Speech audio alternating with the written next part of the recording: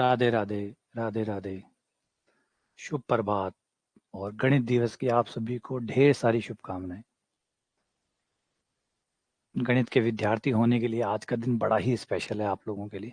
तो इसलिए आज का लेक्चर थोड़ा सा मैंने लेट रखा है, और इसलिए था कि आज हम चर्चा करेंगे, अच्छे से चर्चा करेंगे।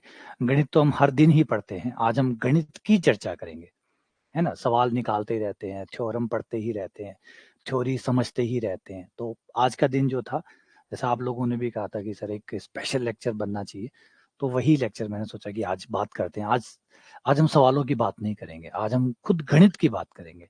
आज गणित की चर्चा करेंगे, गणित को समझेंगे, और इस नजरिए से समझेंगे, एक जीनियस के नजरिए से समझेंगे, श्रीनिवासन रामानुजन के नजरिए से समझेंगे कि कैसे गणित में क्या था, ऐसा क्या था, और उनका जीवन किस तरीके से इसके साथ रहा, किस तरीके से उन्होंने अपने जीवन को समर्पित किया, अपने जीवन में क्या क्या अचीवमेंट लिया, क्योंकि आज का दिन उन्हीं का दिन है ना।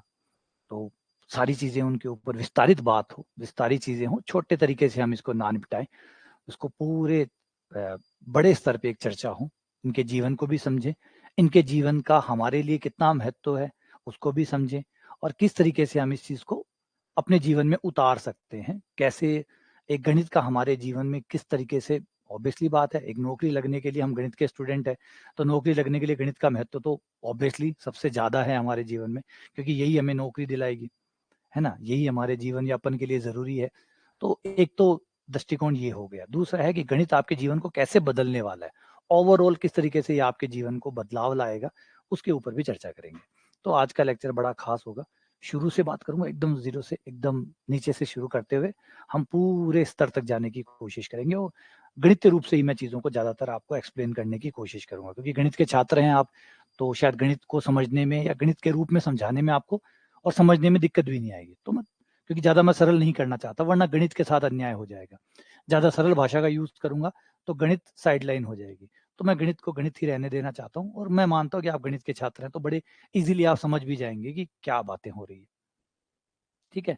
तो सबसे पहले आप सभी को ढेर सारी शुभकामनाएं गणित दिवस की, और गणित के विद्यार्थी होने का जो अवसर हमें मिला है उसके लिए पिता परमेश्वर को बहुत बहुत शुक्रिया, धन्यवाद। क्योंकि गणित का छात्र होना अपने आप में एक जबरदस्त अनुभव है, एक जबरदस्त अचीवमेंट मानिए, या एक तरह से यूं मानिए कि हम वास्तविकता के थोड़ा और ज्यादा नजदीक है।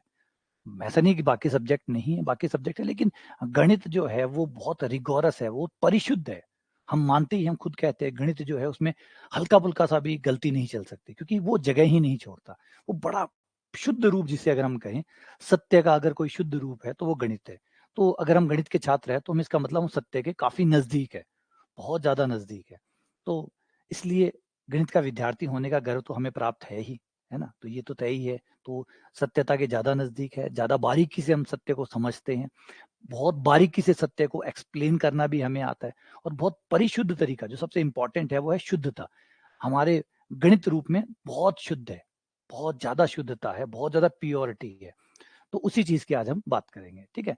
तो चलो शुरू करते हैं। सबसे पहले तो आज आप लोगों को जैसे पता ही है कि रामानुजन का आज जन्म दिवस है, और इसी को गणित दिवस के रूप में मनाया जाता है। तो ये मैथमेटिकल डे हो गया। तो मैथमेटिकल डे इसलिए बनाया गया एक तरह से कि प्रोत्साहित करने के लिए, कि भाई क्योंकि मैथमेटिक्स जो है वो बहुत इंपॉर्टेंट स्ट्रीम है, और साइंस का तो सबसे इंपॉर्टेंट कोर पोर्ट यही है। अगर इसके बिना तो आप गणित की चर्चा ही नहीं कर सकते, परिकल्पना ही, इसके बिना तो आप विज्ञान की परिकल्पना ही नहीं कर सकते कि कितना महत्वपूर्ण रोल गणित प्ले करती है। वो अभी लेक्चर में भी हम बात करेंगे। तो चलिए शुरू करते हैं, आ जाइए। शुरुआत से बात करते हैं, बेसिक से बात करते हैं, है ना, क्योंकि चीजें समझनी बहुत जरूरी है, तभी चीजें आगे कनेक्ट होंगी।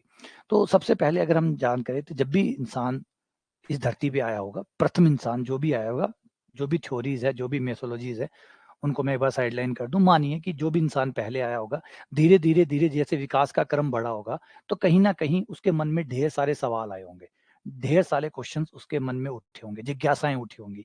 ये सब ऐसा क्यों हो रहा है, आकाश में बिजली कड़क रही है तो क्यों कड़क रही है ना। ढेर सारी चीजें जो है उसके दिमाग में चली होगी। आप भी, अभी भी इस युग में भी अगर हम हैं तो बहुत सारे सवालों के जवाब है हमारे पास, लेकिन फिर भी हमारे मन में हजारों सवालों से भरा पड़ा है, हजारों चीजें हैं जिनके जवाब हम चाहते हैं।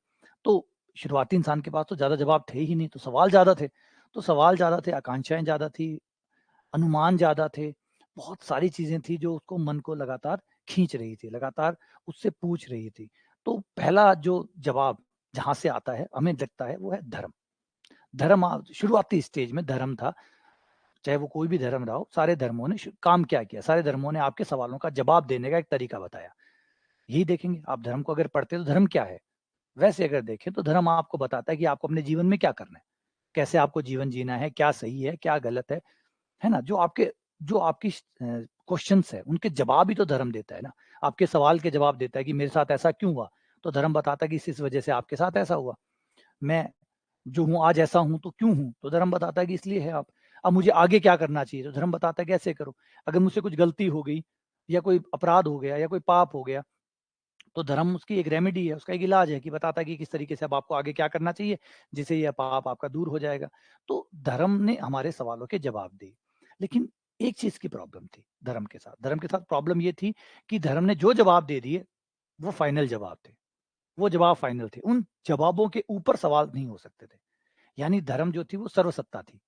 इसके ऊपर आप सवाल नहीं पैदा कर सकते। आपने पूछा कि भई मैं दुखी हूँ या मेरे जीवन में ऐसा कुछ हो रहा है, तो किस वजह से हो रहा है? तो धर्म ने कहा कि आपके पिछले जीवन में कुछ ऐसा था, जिस वजह से आपको इस जन्म में ये भुगतना पड़ रहा है और ये भुगतना पड़ेगा। तो आपके दिमाग में सवाल आया कि चलो पिछले जन्म में जो भुगता वो उसके पिछले जन्म का था, उसके पिछले जन्म का उसके पिछले जन्म, तो सबसे पहले जन्म में क्या हुआ होगा? पहले जन्म में जो भी मैंने भोगा, वो कहाँ से आया होगा? तो ऐसे सवाल आपके मन में आते हैं, लेकिन धर्म फिर उसके ऊपर मौन साध लेता है। बहुत सारे सवालों के जवाब वो फिर नहीं देता और ये कहा जाता है कि नहीं, अब आप सवाल नहीं उठा सकते, आपको मानना होगा, है ना? सब्जेक्ट टू फॉल्सिफिकेशन नहीं है। आप धर्म को फॉल्सिफाई नहीं कर सकते, धर्म को आपको मानना ही होगा। आप उसको रिजेक्ट नहीं कर सकते। अगर धर्म में आस्था रखते हैं, तो आपको उसकी बातों को मानना होगा, उस पे आप क्रॉस नहीं कर सकते और आप उसे गलत साबित नहीं कर सकते, पहली बात तो ये। तो जो बुद्धिजीवी थे, स्वाभाविक बात है, वो तो इन चीज़ों के साथ नहीं रुक सकते ना। बुद्धिजीवी को तो अंदर से लगातार कुरेदता रहेगा, वो तो एक आंसर से संतुष्ट होता ही नहीं है, वो तो हर एक आंसर के साथ 2 सवाल और पैदा करता है। एक आंसर के साथ 2 सवाल और पैदा करता है। तो इस तरीके से एक जन्म होता है विज्ञान का, नेचुरल साइंस का, जिसमें वो अपने सवाल पूछता है, सवालों पे और सवाल पूछता है और फिर सवालों पे फिर और सवाल पूछता है और उन सवालों के उत्तर पे उत्तर ढूँढता रहता है, लेकिन हर उत्तर के साथ नए सवाल भी पैदा करता रहता है। तो एक नया स्ट्रीम सामने आया जो था विज्ञान। विज्ञान नाम का, जिसे आप नेचुरल फिलॉसफी शुरुआत में कहा जाता था, प्राकृतिक दर्शन शास्त्र जिसको कहा जाता था कि आप प्रकृति को समझ रहे हैं। अब आप ज़्यादा भगवान में इंटरेस्टेड नहीं है, ईश्वर में इंटरेस्टेड नहीं है। आप जो प्रकृति में जो चीज़ें हो रही है, उस पे ज़्यादा इंटरेस्टेड हैं कि बारिश क्यों हो रही है, बादल क्यों गरज रहे हैं, भूकंप क्यों आ रहे हैं, आँधियाँ क्यों चलती है ना? तो इस तरीके की जो डे बाय डे के जो सवाल थे, आप उनको जानना चाहते थे और उसके लिए आप किसी भगवान का सहारा नहीं लेना चाहते थे। तो कहीं न कहीं आपके दिमाग में पहली बार ये आया कि प्रकृति को जानें, जिसे नेचुरल फिलॉसफी मैंने भी कहा। तो नेचुरल फिलॉसफी का सीधा आइडिया ये था कि आप ये जानना चाहते थे कि सब कुछ क्यों हो रहा है। तो आपको एक बड़ा एनलाइटमेंट मिला। पहला एक जो जिसे कहते हैं कि पहली रोशनी मिली आपको कॉज़ एंड इफेक्ट के रूप में। आपने माना कि हर चीज़ का कोई ना कोई कॉज़ है, इफ़ेक्ट है। मतलब कोई ना कोई कारण रहा होगा, तभी ये प्रभाव हुआ है। अगर आप गिरे हैं, इसका मतलब है आप लापरवाही से चले हैं, इसलिए आप गिरे। तो हर चीज़ के पीछे, हर इफ़ेक्ट जो दिख रहा है, उसके पीछे ज़रूर कोई कॉज़ है, कोई कारण ज़रूर है। बिजली कड़क रही है, ऐसा नहीं कोई भगवान कड़का रहा है, नहीं। कोई ना कोई कारण ज़रूर है, कोई ना कोई केमिकल रिएक्शन है, कोई ना कोई प्राकृतिक घटना है जो हो रही है जिसकी वजह से ऐसा हो रहा है। तो हमने एक नया स्ट्रीम बनाया जो कॉज़ एंड इफेक्ट के सिद्धांत के ऊपर काम करता है, जिसको विज्ञान कहते हैं। विज्ञान कुछ और नहीं है, इसमें आप कॉज़ एंड इफेक्ट, कोई भी इफेक्ट हो रहा है, इसका मतलब आप मान के चलते हैं कि कोई ना कोई कारण रहा होगा और लगातार आप उस कारण को ढूँढते हैं, चाहे थ्योरी के ज़रिए और चाहे एक्सपेरिमेंट के ज़रिए। चाहे वो थ्योरी हो, चाहे वो एक्सपेरिमेंट हो, उसके ज़रिए आप उसको ढूँढते हैं कि इसका कॉज़ क्या है? इस प्रभाव ये जो हुआ है, इसका कारण क्या है? और लगातार हम सफल भी रहे। लगातार हम सफल भी रहे। आज हमें इस बात की ज़रूरत नहीं है कि ईश्वर बिजली कड़का रहा है। हमें पता है कि बिजली क्यों कड़क रही है। हमारे पास उसका एक्सप्लेनेशन है। हमारे पास ज़्यादातर चीज़ों का जो प्रकृति में घटनाएँ घटित होती है, उनके एक्सप्लेनेशन है हमारे पास आज। बहुत सारे सवाल बाकी हैं, इसमें कोई डाउट नहीं है। बहुत-बहुत सवाल बाकी है, लेकिन कोई दिक्कत नहीं। शुरुआती सफलताएँ तो मिल रही है। आज हमारा कॉज़ एंड इफेक्ट का जो सिद्धांत है, वो प्रॉपर्ली वर्क कर रहा है। हम ढूँढ पा रहे हैं हर चीज़ के पीछे। ठीक है, कुछ चीज़ों का अभी हमें नहीं पता, लेकिन विज्ञान ऐसे ही सीखता है। विज्ञान गलतियाँ करता है, फिर उनको ठीक करता है, फिर गलतियाँ करता है, फिर ठीक करता है। एक बच्चा भी ऐसे ही सीखता है। जब छोटा बच्चा होता है, तो वो भी ऐसे ही सीखता है। गिरता है, फिर उठता है, फिर चलता है, फिर गिरता है, फिर चलता है, फिर उठता है, फिर गिरता है और धीरे-धीरे वो चलना सीख जाता है। आप हर चीज़ के साथ ऐसा ही सिद्धांत लगाते हैं। गलतियाँ करते हैं और फिर सीखते हैं। क्या गणित आपने पहले दिन ही सीख ली थी? नहीं, गलतियाँ की, ठीक किया, आज आप गणित में इस स्तर पे आ गए। तो ये तरीका है, ये सीखने का तरीका ऐसे ही है। तो विज्ञान का तरीका भी ऐसे ही रहा। तो ये लगातार चलता रहा। अब धीरे-धीरे जैसे-जैसे विज्ञान बढ़ा, तो एक और चीज़ की डिमांड उठने लगी कि जो विज्ञान है, उसको बिल्कुल परिशुद्ध रखा जाए, उसे रिगोरस रखा जाए। उसके ऊपर इस तरीके से फाउंडेशन सेट किया जाए कि कहीं ऐसा ना हो कि आप थ्योरी पे थ्योरी बनाते चले जाएँ और आप जब 10वीं थ्योरी बना लें, कोई आके पहली थ्योरी पे सवाल उठा दे और वो पूरा का पूरा जो इमारत है वो गिर जाए। यानी आपने 10 माला बिल्डिंग खड़ी कर दी और आपकी नींव कमज़ोर थी, तो क्या होगा? पूरी बिल्डिंग कोलैप्स हो जाएगी। तो ज़रूरी था कि विज्ञान को एक ऐसे आधार पे खड़ा करा जाए, ऐसी नींव पे खड़ा करा जाए, जो बहुत परिशुद्ध हो, बहुत तार्किक हो, बहुत रैशनल, लॉजिकल हो, बहुत मजबूत हो, आधार हो। तो एक ब्रांच थी, एक शाखा थी जिसको आप गणित कहते हैं, वो लगातार पैरेलली चल रही थी और लगातार अपना विकास कर रही थी। विज्ञान को समझ में आया कि यही वो आधार है, यही वो पहाड़ी पत्थर है जिसको नींव में लगाने पे मजबूती आएगी। और विज्ञान ने अपने आप को शिफ्ट करना शुरू कर दिया गणित के ऊपर। गणित अब इंजन बन चुका था। पूरे विज्ञान का इंजन गणित बन चुका था। गणित का विकास ही विज्ञान का विकास बनने लगा। धीरे-धीरे समझ में आने लगा कि जिसको नींव का पत्थर माना था, वो तो इस ब्रह्मांड की भाषा है। इस ब्रह्मांड में जैसे-जैसे हम दुनिया को समझने लगे, हमें समझ में आने लगा कि ये जो गणित बोल रही है, ये जो गणित की भाषा है, ये जो समझा रही है, ये तो हमें बहुत कुछ बता रही है। जितना हमें पता ही नहीं है, उससे ज़्यादा ही हमें बता पा रही है। अगर हम 2 चीज़ों के बारे में जानते हैं, समीकरण बनाते हैं, समीकरण में 4 चीज़ों के बारे में बताती है। बड़ा इंपॉर्टेंट रोल प्ले करता है। आप 2 चीज़ों के बारे में बताओगे, तो ये आपको तीसरी चीज़ के बारे में बता देगी। फॉर एग्ज़ाम्पल एक छोटा-सा इक्वेशन अगर हम लिखें, x + y = 3। अब गौर करिए, अगर आपके पास x का मान है, तो इक्वेशन आपको y का मान दे देगी।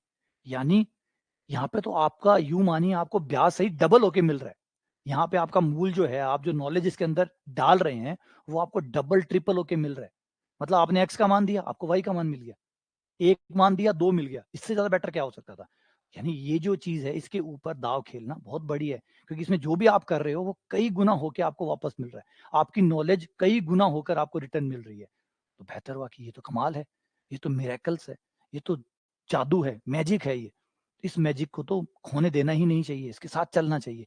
तो लगातार हमारी जो विज्ञान है, वो अपने आप को रूपांतरित करती चली गई गणित के अंदर। और एक दौर आया, जब आप 20वीं सदी की बात करते हैं, 20वीं सदी में हम विज्ञान को तभी एक्सेप्ट करते हैं जब उसका गणितीय रूप होता है। हमने उस थ्योरी को ही रिजेक्ट कर दिया जिसके पास गणितीय आधार नहीं था। इसी वजह से फिलॉसफी अलग एक ब्रांच बन गई जिसके पास गणितीय आधार नहीं है। जब गणितीय आधार नहीं होता, तो हम उसे रिजेक्ट कर देते हैं। गणितीय आधार लेके आओ। आपने 11th-12th में जब मैथ्स पढ़ी है या फिजिक्स पढ़ी है, तो देखा होगा हर चीज़ को आप गणितीय रूप से प्रूव करते हैं।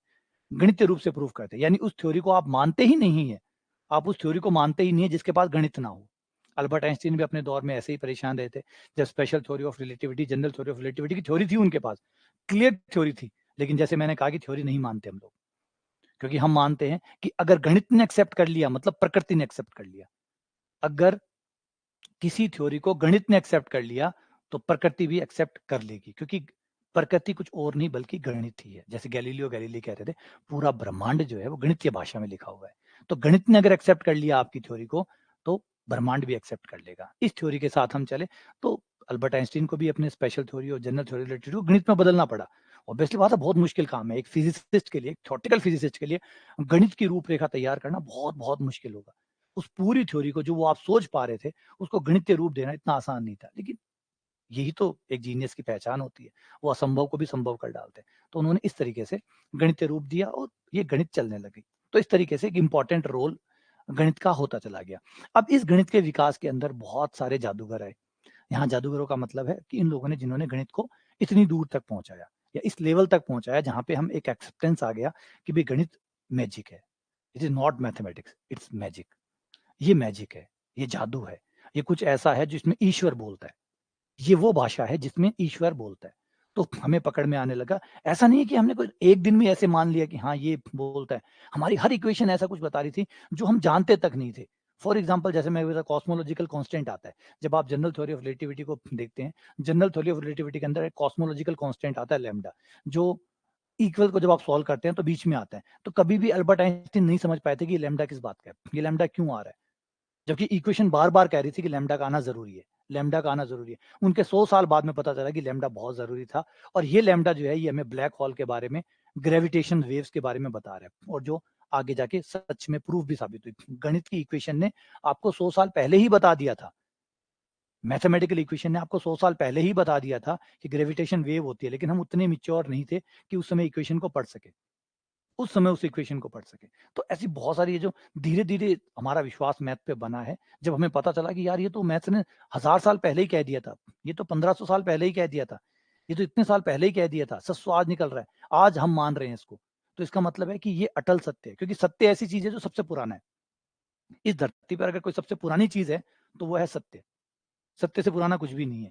तो अगर पीछे मुड़ के देखो कोई 2000 साल बाद बात आज सत्य साबित हो रही है, इसका मतलब वो सत्य है। क्योंकि सत्य ही नहीं बदलता, बाकी तो हर चीज़ बदल जाती है। वरना 2000 सालों में तो हर चीज़ ही बदल जाती है, सिर्फ़ सत्य है जो नहीं बदलता। तो निश्चित तौर पे ये गणित जो है, ये सत्य है। आज आप एग्ज़ाम्पल देखें तो पाइथागोरस प्रमेय 2300 साल पहले थी। 2300 साल पहले पाइथागोरस प्रमेय थी, वो आज भी सत्य है। इसका मतलब वो सत्य ही है जो इतने साल टिक सकता है। वरना कोई और चीज़ होती तो कितना साल टिक पाती? नहीं। और सत्य का रूप ही गणित है। तो हम धीरे-धीरे समझने लगे। ये एक्सेप्टेंस बहुत समय से आई है, ऐसे नहीं आई है। हमने बहुत सारी गणित हम चाँद पे नहीं गए, हम चाँद पे नहीं गए, हमारी कैलकुलेशन ने हमें चाँद पे पहुँचाया है। हमारी कैलकुलेशन ने, हमारी इक्वेशन ने रास्ता बनाया कि कैसे हम चाँद पे जा सकते हैं, कैसे हम मार्स पे, मंगल ग्रह पे जा सकते हैं। हमारी इक्वेशंस ने हमें बताया। हमारी इक्वेशंस ने हमें बताया, हमारी इक्वे हमने क्या बृहस्पति की कक्षा को नाप के आए हैं कि बृहस्पति कौन-सी कक्षा में गति करता है? क्या हम जाके फुट लेके नाप के आए हैं? नहीं। नहीं नाप के आए। क्या मंगल ग्रह में हम गए थे, नाप के आए थे? नहीं नाप के आए थे। तो हमें पता कैसे चला? हमें ऐसे कैसे पता चला कि सूर्य और पृथ्वी के बीच की दूरी इतनी है? हमें कैसे पता चला कि चंद्रमा और पृथ्वी के बीच की दूरी ऐसी है? हमें ये सब चीज़ें कैसे पता चली? क्या हम पहले ब्रह्मांड में जाके देख के फिर आए हैं? नाप-तोल करके आए हैं? जवाब है नहीं। तो ये सब चीज़ें हमें बताई किसने? ये सब चीज़ें हमें बताई किसने? सोच के देखिए, एक बार कल्पना करके देखिए कि हमें इन सब चीज़ों के बारे में बताया किसने? क्या हमने सूर्य और पृथ्वी के बीच में दूरी को जाके नापा है? स्केल लेके गए थे हम। तो कैसे पता चला ये दूरी है? तो जवाब है ये हमारे गणित ने हमें बताया, ये हमारी मैथमेटिक्स ने हमें बताया कि सूर्य और पृथ्वी के बीच की दूरी कितनी है, चंद्रमा की दूरी कौन-सी है, उसकी कक्षाएँ कौन-सी है, कैसी कक्षाओं में वो गति करते हैं, उसका समीकरण क्या है, हर चीज़ हमें अगर किसी ने दी है तो वो मैथ्स ने दी है। तो समझ में आ रहा है कि ये हमारे पास एक चिराग से कम नहीं है। जो चीज़ आज हमारे हाथ में है वो एक चिराग है, एक जादुई चिराग है जिससे हम घस कर कुछ भी प्राप्त कर सकते हैं, बस हम थोड़े लायक हों, थोड़े इस तरीके से इतने समझदार हो कि हम इसको पढ़ सकें। हम इसको पढ़ सकें। आप एक गणित के किसी भी जैसे नंबरों का एग्ज़ाम्पल ले लीजिए 1, 2, 3, 4, 5 हमें पहली क्लास से पढ़ाए जाते हैं, फर्स्ट क्लास से। लेकिन आपकी पूरी उम्र खप जाएगी इस बात को समझने के लिए कि नंबर एक्चुअल में होते क्या हैं, इतने गहरे हैं। आज भी नंबर थ्योरिस्ट नंबर शायद मानव इतिहास का सबसे पहला विकास होगा। गणित के रूप में अगर हमारा सबसे पहला विकास हुआ है, तो वो मैथ्स ही होगी, नंबर ही होंगे। अगर नंबर हुई है, तो नंबरों को आज हज़ारों साल हो गए होंगे, लेकिन आज भी हम नेचुरल नंबरों को पूरे तरीके से नहीं समझते। आज भी हम नेचुरल नंबरों को पूरे तरीके से नहीं समझते। अजीब लगेगा लेकिन उतना ही सच है। हज़ारों साल बीत गए नेचुरल नंबरों के साथ हमें रहते हुए, लेकिन आज भी हम 1, 2, 3, 4, 5 को अच्छे से नहीं समझते। अगर आपको लगता है कि आप समझते हैं, तो एक अनसॉल्व्ड प्रॉब्लम है जिसको कहते हैं कोलार्टज प्रॉब्लम। आपने कोलार्टज प्रॉब्लम का नाम सुना होगा, कंजक्चर है वो, एक तरह से ओपन प्रॉब्लम है, जो आज भी चैलेंज बनी हुई है और जॉर्ज पोलिया जो एक ग्रेट मैथमेटिशियन थे, ऑस्ट्रियन मैथमेटिशियन, उन्होंने कहा था कि मैथ्स अभी इस टाइप की नेचुरल टाइप की प्रॉब्लम के लिए तैयार नहीं है। यानी इस युग में भी 21वीं सदी में भी आपको ये कहना पड़ रहा है कि आपकी मैथ तैयार नहीं है। जबकि वो सिर्फ नंबर की प्रॉब्लम है 1, 2, 3, 4, 5 आपके जो अंक है, अंकों की प्रॉब्लम है। सिर्फ 1, 2, 3 दशमलव-वशमलव बात नहीं कर रहा मैं। 1, 2, 3, 4, 5 आपके जो नेचुरल नंबर है उनकी प्रॉब्लम है और वो प्रॉब्लम अभी तक अनसॉल्व्ड है और ये और माना जाता है, ये नहीं ये और माना जाता है कि अगर किसी गणितज्ञ को अपना जीवन खराब करना हो, तो उस प्रॉब्लम को लेके बैठ जाओ, अपने जीवन में वो कुछ नहीं कर पाएगा, उसमें फँस के रह जाएगा और शायद वो अपने जीवन में कभी उसको सॉल्व भी नहीं कर पाएगा। मतलब बहुत सारे गणितज्ञ के जीवन वो प्रॉब्लम ले बैठी। तो सोचिए वो सिर्फ नेचुरल नंबर की प्रॉब्लम है, कोई बड़ी प्रॉब्लम नहीं है, नेचुरल नंबर की प्रॉब्लम है। तो एक बात समझ में आता होगा कि हम उतना भी नहीं समझ पाए। तो इसका मतलब है जितना हम मैथ्स के बारे में समझेंगे उतना हम ब्रह्मांड के बारे में समझेंगे। जैसे रामानुजन भी कहते थे कि मेरे लिए कोई भी इक्वेशन का मायना तब है जब वो कोई ना कोई प्रकृति में या भगवान की कोई बात मुझे समझाती हो। और बिल्कुल सच यही है। आपकी गणित की हर इक्वेशन हाँ, अगर आप कहें कि मुझे इक्वेशन में नहीं समझ में आ रहा है तो इसका मतलब हम अनभिज्ञ हैं। हम समझदार नहीं हुए हैं इतने कि हम उसको समझ पा रहे हैं। इसमें गलती उसकी नहीं है। अगर कोई आदमी मान लीजिए अनपढ़ है और उसको कोई आप रामायण पकड़ा दोगे, तो क्या रामायण की गलती है? नहीं, वो अनपढ़ है, वो नहीं पढ़ पा रहा, गलती उसकी है। तो दिक्कत समझिए, प्रॉब्लम हमारी है, हम इतने मैच्योर नहीं है कि हम उसे समझ सकें। गणित तो बहुत ज़्यादा मैच्योर है, उसको समझने के लिए हमारा स्तर अभी उतना नहीं है। कुछ हिस्से को हम समझ पाए हैं और बहुत से हिस्से भी ओपन है, और जितने ज़्यादा खुलते जाएँगे उतना ब्रह्मांड का रहस्य भी हमारे सामने आता जाएगा। ये चीज़ हर जीनियस ने महसूस की है। किसी भी आप जीनियस को उठा के देखिए, याद रखिए ये बात पाइथागोरस से शुरू होती है। अगर आप शुरू करें पाइथागोरस, तो पाइथागोरस ने भी शुरुआत में यही कहा था कि पूरी दुनिया कुछ और नहीं, जस्ट नंबर्स। पूरी दुनिया को आप नंबर में रिप्रेजेंट कर सकते हैं। पाइथागोरस ने 2300 साल पहले कह दिया था। इसका मतलब कुछ तो ऐसा रखा होगा। और उनका जो धर्म चलता था, पाइथागोरियंस जिन्हें कहा करते थे हम, पाइथागोरियंस का पूरा-पूरा सिस्टम वही था। वो धर्म को नहीं मानते थे। उनका धर्म था गणित, मैथ्स, नंबर्स। वो नंबर्स को ही अपना धर्म मानते थे। बोले कुछ नहीं है, सब बकवास है। नंबर ही है जो सच्चाई है। वास्तविक सच्चाई नंबर है। पाइथागोरियंस के बारे में पढ़िए, पाइथागोरियंस नंबर्स को ही मानते थे। एक धर्म था अपने आप में मैथ्स, और गलत साबित भी नहीं हुआ। आज इस सदी में भी हम देख सकते हैं कि मैथ्स कितना ज़रूरी है और कितना ज़बरदस्त है और कितना सही है। इम्पोर्टेंट चीज़ उससे ज़्यादा इतने दिन सही है, और उम्मीद भी यही करते हैं कि इसके कहीं चांस भी नहीं है, क्योंकि इतना प्योर है, इतना शुद्ध है कि गलती की जगह बनती ही नहीं है। तो उम्मीद करता हूँ कि थोड़ा-सा बैकग्राउंड आपको समझ में आया होगा कि गणित का महत्व कितना ज़रूरी है, क्यों इम्पोर्टेंट है, क्यों आप इसको इतना पढ़ते हैं, क्यों आप इसको इतना ज़रूरी समझते हैं। है ना? क्यों इतना हज़ारों सवालों के जवाब आपको चाहिए, तो अब एक आदमी के पास नॉर्मली 2-3 रास्ते होते हैं, किसी अपने सवालों के जवाब ढूँढने के। एक तो होता है वो धर्म की शरण में जाता है ना? वो धर्म की शरण में जाता है, जो धर्म गुरु है उनके पास जाता है, अपने सवाल रखता है, वो उसके जवाब देते हैं। एक वो तरीका है, जो सदियों से प्रचलित है। दूसरा तरीका नॉर्मली होता है कि आदमी खुद बैठता है, अपनी फिलॉसॉफी खुद बनाता है, खुद अपनी एक समझ बनाता है, जैसे भगवान बुद्ध ने बनाई थी। भगवान बुद्ध ने जिस तरीके से अपना खुद का एक विचार बनाया, खुद का एक तरीका बनाया कि जीवन क्या है, मनुष्य क्यों आता है, किस लिए है, उसको क्या करना है, वो बौद्ध धर्म बन गया। तो एक विचार उनका है कि आप सेल्फ इनलाइटेड हो, खुद अपनी फिलॉसॉफी बनाएँ। बहुत से फिलोसोफर ने अपनी खुद की फिलॉसॉफी बनाई, किसी धर्म से उधार नहीं ली, अपना खुद की एक फिलॉसॉफी बना के बहुत लोग उनको फॉलो भी करते हैं, है ना? तीसरा तरीका होता है विज्ञान, गणित, जिस तरीके से आप सच को ढूँढ सकते हैं। ऑब्वियसली बात है, सब में एक ही चीज़ कॉमन है, वो है सत्य को ढूँढना। सत्य को ढूँढना।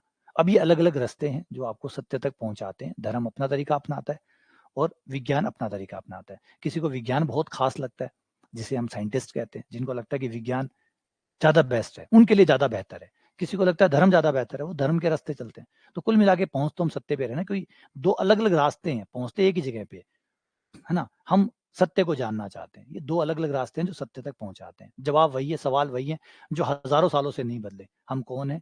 हम क्यों आए हैं? ये क्या है? और ये क्या चल रहा है सब कुछ? ये क्या है? एक्सप्लेनेशन क्या है? तो इन सारे के जवाब जो है वो हम 2 तरीके से नॉर्मली ढूँढ रहे हैं। तो ये लोग जो थे, जिन लोगों ने गणित का विकास किया, जैसे धर्म का विकास करने के लिए बहुत लोग आए समय-समय पे। जैसे हम मानते हैं कि भगवान ने अवतार लिया, उन्होंने विज्ञान को आगे, उन्होंने धर्म को आगे बढ़ाया, धर्म की दिशा तय की। जब भी धर्म भटकने लगा तो धर्म को दिशा दी। 10 अवतार जो हम पढ़ते हैं कि अवतार भगवान ने लिए, हिंदू धर्म की बात कर रहा हूँ, तो धर्म के अवतार लिए, फिर उन्होंने धर्म को, जब भी धर्म में कभी भी हानि होने लगी तो उन्हें धर्म को सही दिशा में बनाए रखा, सत्य की राह जो है वो सीधी बनाई रखी। तो अगर हम उनको दशावतार मानते हैं, तो गणित में भी कुछ विज्ञान की शाखा भी तो ऐसी है, उसमें सिर्फ भगवान का कांसेप्ट नहीं है, गॉड कांसेप्ट नहीं है, लेकिन यहाँ पे भी तो वो लोग वही कर रहे हैं ना। रामानुजन है, जैकोबी है, आयलर है, इन लोगों ने क्या किया? इन लोगों ने भी तो यही तो किया, इन्होंने भी तो विकास ही किया। इन्होंने अपने धर्म का विकास किया, जिनका धर्म विज्ञान था, इन्होंने विज्ञान का विकास किया। इन्होंने विज्ञान को चारों तरफ बढ़ाया, बड़ा स्पेस बनाया और आगे इस तरीके से ओपन किया कि मानव सभ्यता को और ज़्यादा मजबूत, और ज़्यादा सॉलिड, और ज़्यादा संस्कृत, और ज़्यादा सॉलिड, जो मेन इम्पोर्टेंट जो है ना, कि एक है तार्किक बनाया। मेन इम्पोर्टेंट तार्किक, अनुमानों से मुक्त कराया। गणित में अनुमान नहीं होते। गणित में सबसे खूबसूरत बात अगर आप देखेंगे, तो यहाँ अनुमान नहीं है, यहाँ काश नहीं है, यहाँ शायद नहीं है। यहाँ जो है वो सही है या गलत है, बीच में नहीं है। यहाँ पे आप आधारभूत में नहीं रह सकते, आप मिक्स होके नहीं रह सकते।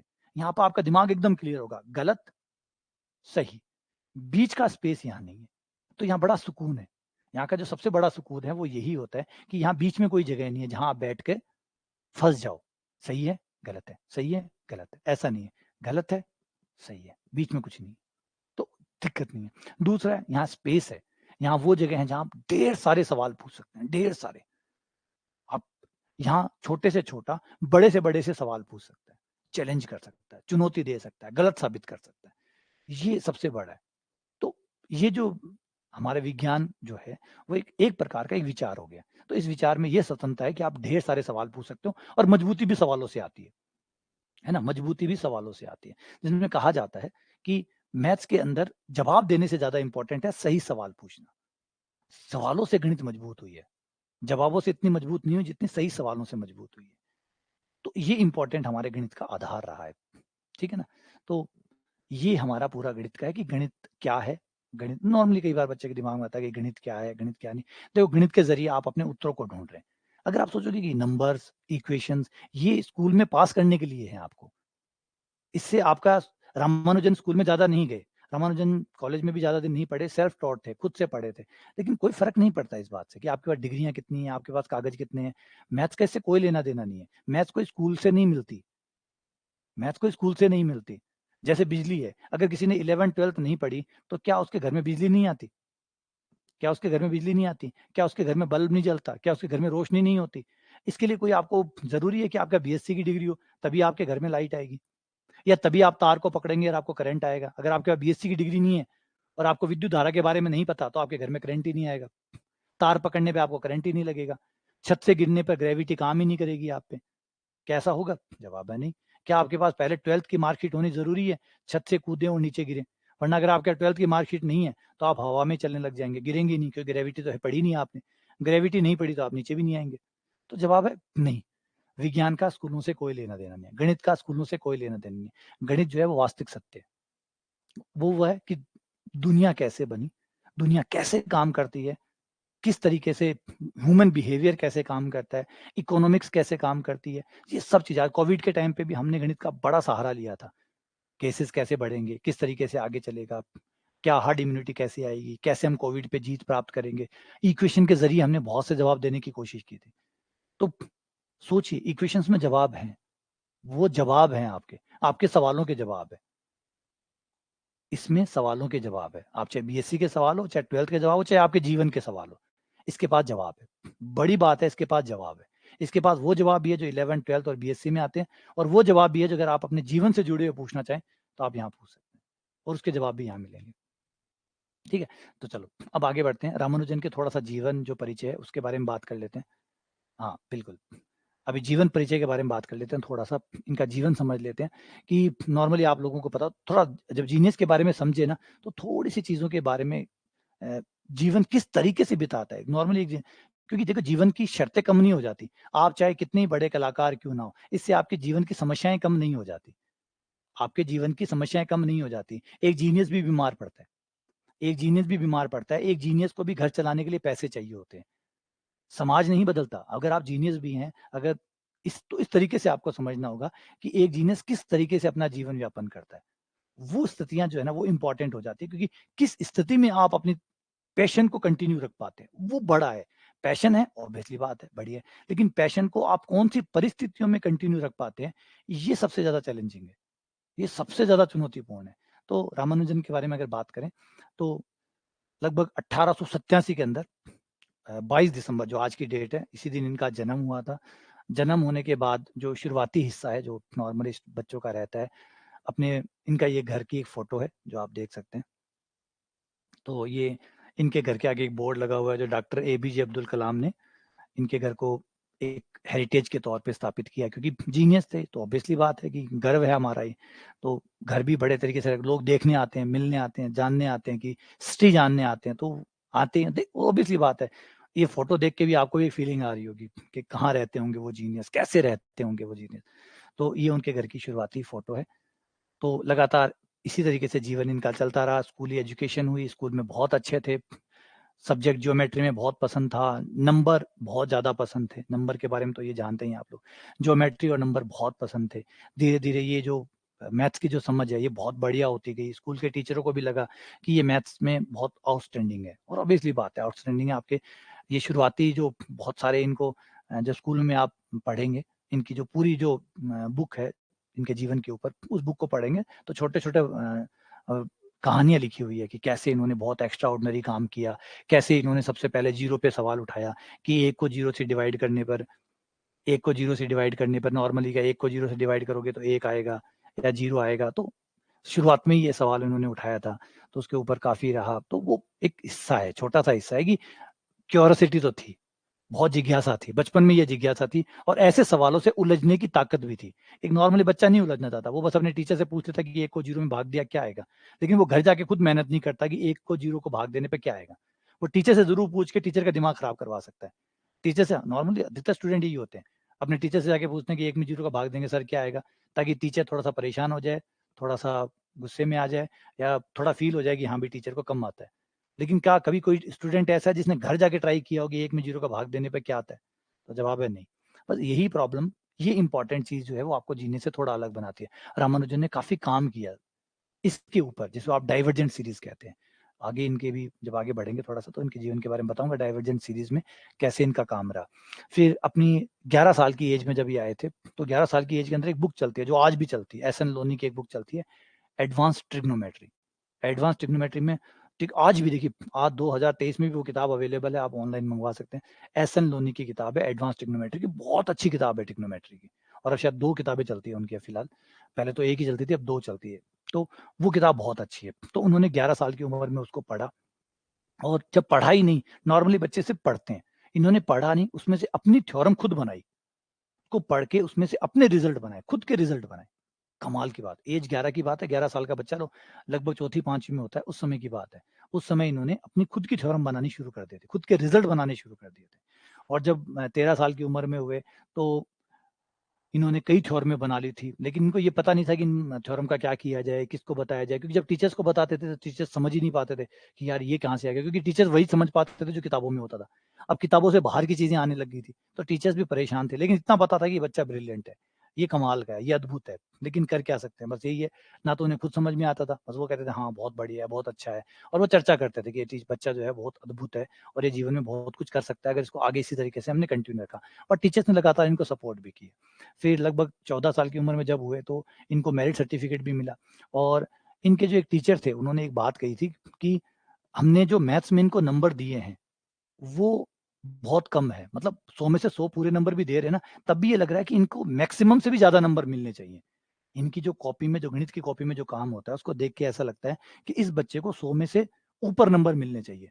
100 में से 100 देना भी अन्याय है इसके साथ। 100 में से 100 नंबर देना भी इसके साथ अन्याय करना है। इसके नंबर मैक्सिमम नंबर से भी ऊपर होने चाहिए। तो ये शुरुआती दौर में तो एक चीज़ सोच के देखो, अगर आपका टीचर ये कह रहा है कि नहीं यार भाई, तू तो 100 से भी ऊपर है, तुझे नंबर मैं दूँ कहाँ से? मेरे पास तो नंबर देने के लिए नहीं है तेरे पास। इतना गज़ब था। फिर उसके बाद में लगातार ये आगे चलते रहे और हमें नॉर्मल आदमी में क्या होता है कि जब आप कोई फ़ॉर्मूला पढ़ते हैं, तो आप एज़ इट इज़ फ़ॉर्मूले को मान लेते हैं और चलते रहते हैं। आपको अजीब लगेगा कि 15 साल की एज में, जब वो 15 साल के हुए थे, तो उन्होंने क्वाड्रेटिक द्विघात समीकरण, त्रिघात समीकरण, चतुर्घात समीकरण के लिए खुद के फ़ॉर्मूले बनाने शुरू कर दिए थे। खुद के फ़ॉर्मूले। ये नहीं उधार वाले फ़ॉर्मूले नहीं, खुद के फ़ॉर्मूले। खुद के फ़ॉर्मूले बनाने शुरू कर दिए थे। 15 साल की एज में कार्डन विधि आप लोग नॉर्मली पढ़ते ही नहीं है, क्योंकि 3 घात के लिए कार्डन विधि होती है और कार्डन विधि आपकी बीएससी फर्स्ट ईयर में आती है। पहली बार ही बच्चा पढ़ता है कि 3 घात के समीकरण को कैसे सॉल्व करते हैं। इन्होंने खुद से बनाने शुरू कर दिए थे फ़ॉर्मूले। कमाल की चीज़ है। उसके बाद में जब ये 16 साल के हुए थे तो इनके हाथ में एक किताब डली थी। सॉरी, जीएस कार की किताब है जिसका नाम है a synopsis of elementary result in pure and applied mathematics. ये जो किताब है, इस किताब में लगभग 5000 से ज़्यादा थ्योरम है। 5000 से ज़्यादा थ्योरम है, ये आज भी अवेलेबल है। बहुत पुरानी किताब है, बहुत उम्दा सोर्स है गणित का। तो इसमें आपकी अप्लाइड और प्योर मैथमेटिक्स की 5000 थ्योरम है। रामानुजन को ये किताब इतनी अच्छी लगी कि इस किताब के जितने भी रिज़ल्ट थे, उन रिज़ल्ट से और रिज़ल्ट बनाना इन्होंने शुरू कर दिया। उसके ऊपर और चीज़ें बनानी शुरू कर दी। अब थ्योरम पे थ्योरम, थ्योरम पे थ्योरम, एक नोटबुक लिखा करते थे ये और उस नोटबुक में इन्होंने लिखना शुरू कर दिया। इसमें आपको एक छोटा-सा एग्ज़ाम्पल बताता हूँ। इन्होंने बर्नौली नंबर, जो जैकब बर्नौली ने खुद ने बनाए थे, इन्होंने बर्नौली नंबर खोज लिए। इनको पता नहीं था कि ये बर्नौली नंबर है। इनको नहीं पता था बर्नौली नंबर है। इन्होंने तो नंबर खोज दिए थे। लेकिन बाद में जब पता चला कि ये नंबर तो जैकब बर्नौली के नाम पे पहले से ही तय है। पहले ही बर्नौली ने इसकी खोज कर ली थी, क्योंकि उस समय इंटरनेट नहीं होता था, तो ये नहीं पता चलता था कि किसने क्या खोज कर ली। तो अधिकतर रामानुजन की खोज में भी आप ये देखेंगे बहुत सारी थ्योरम ऐसी थी जो पहले से ही खोजी जा चुकी थी और रामानुजन ने उसको दोबारा खोज दिया।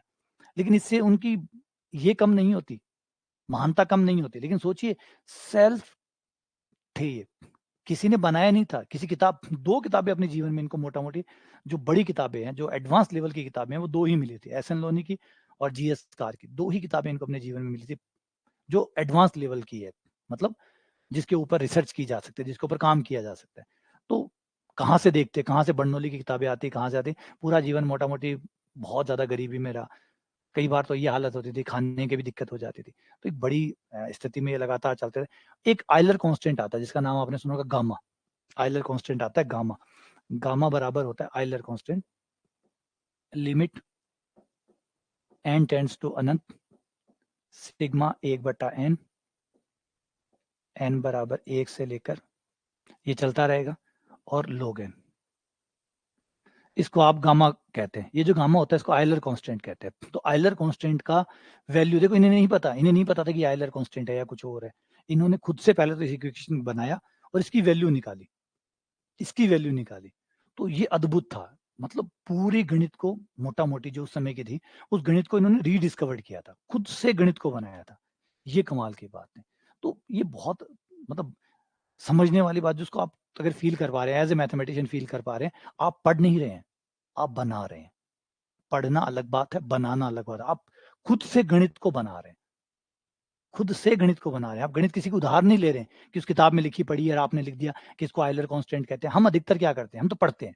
हम तो इन्फॉर्मेशन इकट्ठी करते हैं कि इसको आइलर कांस्टेंट कहते हैं, इसको बर्नौली नंबर कहते हैं, इसको पाइथागोरस प्रमेय कहते हैं। हम ऐसे पढ़ते हैं। रामानुजन ऐसे नहीं थे, वो अपनी हर चीज़ खुद से बनाया करते थे। खुद से ये चीज़ें जो है वो तैयार करा करते थे। तो ये चीज़ जो है ना, ये अलग ही लेवल पे ले जाती है। और लगातार इनके जो रिज़ल्ट थे, वो उस समय के आस-पास के जो लोग थे, इवन आईएमएस के जो चेयरमैन थे, अय्यर नाम था उनका, वी अय्यर नाम से थे चेयरमैन। आईएमएस के जो चेयरमैन थे, उनके सामने जब रामानुजन ने अपनी जो थ्योरम्स है जब वो रखी, तो आईएमएस का मतलब है इंडियन मैथमेटिकल सोसाइटी, जो उन्होंने उस समय बनाई थी और मैथमेटिक्स को इनकरेज करने के लिए, जो इंडियन मैथमेटिक्स है उसको बढ़ाने के लिए उन्होंने वो संस्था बनाई थी। तो जब उन्होंने देखा कि रामानुजन का जो काम है वो खुद भी नहीं समझ पा रहे थे, उन्होंने अपने फेलो जो साथ वाले जो लोग हैं उनको दिखाया, तो उनको भी प्रॉब्लम आ रही थी कि यार ये तो ऑब्वियसली बात है, ये काम है, ये बहुत एडवांस लेवल का है। इस काम को तो समझ पाना लगभग-लगभग बहुत मुश्किल है, और इसको कोई पढ़ सकता है तो बहुत कोई एडवांस लेवल का ही कोई जो प्रोफ़ेसर है वो इसको समझ सकता है। नॉर्मल बंदे से तो इसको समझना नामुमकिन सा ही है। तो उन्होंने रामानुजन को राय दी कि वो अपना लेटर जो है वो फॉरेन यूनिवर्सिटी के किसी बड़े प्रोफ़ेसर को भेजें। तो रामानुजन ने, देखिए रामानुजन को समझना होगा आप लोगों को कि एक बच्चा है जो 22-23 साल का है और मैथ्स की ऐसी डिस्कवरीज़ वो कर रहा है जो 22-23 साल की उम्र में कतई संभव नहीं है, क्योंकि इससे पहले कोई कर ही नहीं पाया था। अगर हम संभव भी उसी को मानते हैं जो पहले कभी कर पाया हो, और अगर कोई अचानक कुछ ऐसा कर दे तो पहले हम उसे असंभव टैग से ही मानते हैं कि असंभव है, इम्पॉसिबल है, नहीं कर सकता, इधर-उधर से कॉपी मार के, चीट करके या फ्रॉड करके वो लेके आया है। तो जब ये चीज़ें थी तो शुरुआत में रामानुजन को सबसे पहले यही फेस करना पड़ता था कि ये चीज़ें हो ही नहीं सकती, इन चीज़ों को खोज ही नहीं सकता, कैसे ये इतनी एडवांस लेवल की चीज़ें आ गई? तो तुमने कहीं न कहीं से चोरी किया, कहीं न कहीं से उठाया, कोई न कोई किताब में से छुपाया। तो ये चीज़ें हमेशा आती थी दिमाग के अंदर। लेकिन रामानुजन जो है वो उनको कन्विंस कर ही देते थे, क्योंकि जीनियस तो जीनियस ही थे ना। आप उससे 2 सवाल पूछोगे, आप खुद कन्विंस हो जाओगे कि हाँ, मतलब बंदा नॉर्मल तो नहीं है, सामान्य तो नहीं है। तो उन्होंने लेटर भेजा था। एक तो बेकर को भेजा था, एक हॉब्सन नाम के प्रोफ़ेसर थे, बेकर एंड हॉब्सन। उनको उन्होंने लेटर भेजा था। तो लेटर में वो जो थ्योरम थी, बेकर और हॉब्सन ने आगे जो समय में लेटर में बताया था कि उन्होंने जब वो थ्योरम देखी थी, तो उन्हें ये लगा कि ये बहुत एडवांस लेवल की है और कहीं से चिपकाई हुई है। तो उन्होंने कहा कि क्यों मैं टाइम बर्बाद करूँ? तो उन्होंने उस लेटर को कोई जवाब नहीं किया और लेटर रिटर्न कर दिया। लेटर वापस रामानुजन को रिटर्न कर दिया। लेकिन जब उन्होंने 1913 को पहली बार जीएच हार्डी को लेटर भेजा, हार्डी ने लेटर खोला भी, क्योंकि हार्डी बहुत-बहुत, मतलब एक अच्छा व्यक्तित्व जिसे कहते हैं ना, एक बहुत, आप अगर आप एक फ़िल्म देखेंगे, a man who new infinity, वो मूवी आप देखिए, उस मूवी में आपको जीएच हार्डी का किरदार नज़र आएगा। मैं आप लोगों को यहाँ इस फ़ोटो में देख सकते हो, ये है लास्ट में जीएच हार्डी। जीएच हार्डी उस समय जो कैम्ब्रिज यूनिवर्सिटी है, कैम्ब्रिज यूनिवर्सिटी की ट्रिनिटी जो कॉलेज थी, उस कॉलेज के अंदर मैथमेटिक्स के नंबर थ्योरी के प्रोफ़ेसर थे, और जो जीएच हार्डी थे, वो मैथमेटिक्स को बहुत सीरियसली लिया करते थे, बहुत प्योर रूप से लिया करते थे, गोरस लिया करते थे। तो ये रामानुजन है, उस समय जब वो फेलोशिप उनको मिल गई थी रॉयल सोसाइटी की, उस समय की फ़ोटो है, और बाकी जो कलीग्स हैं वो उनके साथ उनकी फ़ोटो खिंचवाई गई है। तो जो जीएच हार्डी थे, उन्होंने जब वो रिज़ल्ट देखे, तो उसमें जो पहला रिज़ल्ट था वो ऑलरेडी पहले से ही प्रूव्ड था। तो उन्होंने कहा कि ये रिज़ल्ट तो पहले से ही प्रूव्ड है। फिर दूसरा, देखिए रामानुजन ने अपने थ्योरम के रिज़ल्ट प्रूव करके नहीं भेजे थे। उन्होंने सिर्फ़ रिज़ल्ट भेजे थे, जैसे स्टेटमेंट होता है ना, वैसे स्टेटमेंट जीएचआरडी को भेजे थे। तो पहला स्टेटमेंट जो था वो पहले से एक थ्योरम थी जो पहले से प्रूफ हो चुकी थी, तो उन्होंने उसको रिजेक्ट कर दिया 1858 के अंदर। वो 1859 के आसपास वो ऑलरेडी पहले पब्लिश हो चुका था वो काम। दूसरी जो थी उसको लेके भी उन्हें संदेह था कि ये काम भी अभी हो रहा है या हो चुका है, तो ये भी रामानुजन का ओरिजिनल काम नहीं। लेकिन जो तीसरा रिजल्ट था वो देख के वो एकदम चौंक से गए, क्योंकि ये रिजल्ट नॉर्मल नहीं था।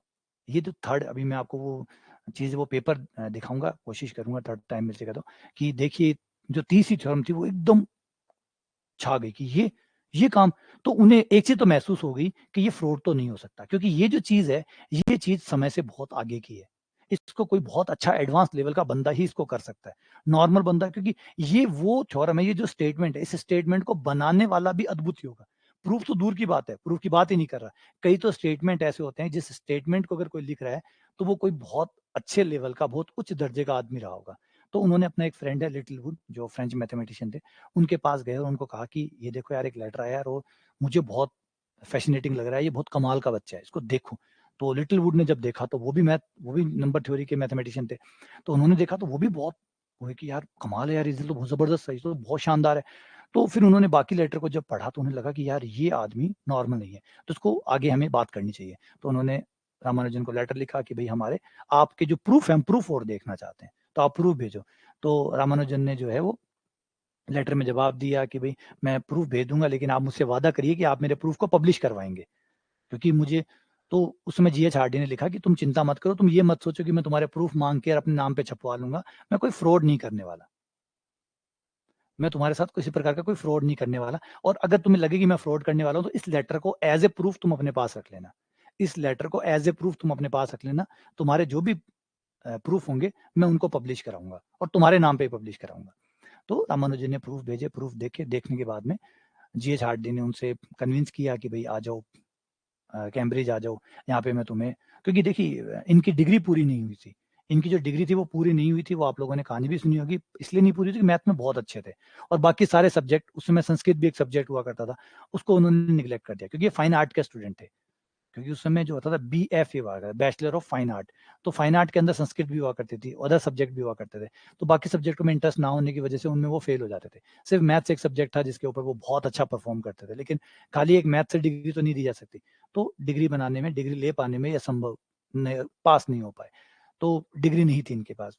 तो कैम्ब्रिज यूनिवर्सिटी में इनको फेलोशिप दिलाने के लिए वादा किया गया कि मैं तुम्हें फेलोशिप दिलाऊंगा। लगभग उस समय से ₹75 या ₹60 कुछ आसपास फेलोशिप इनको दिलाने के लिए जीएचआरडी ने कहा, और वो वहाँ पे चले गए, और फिर दोनों ने मिलके काम किया।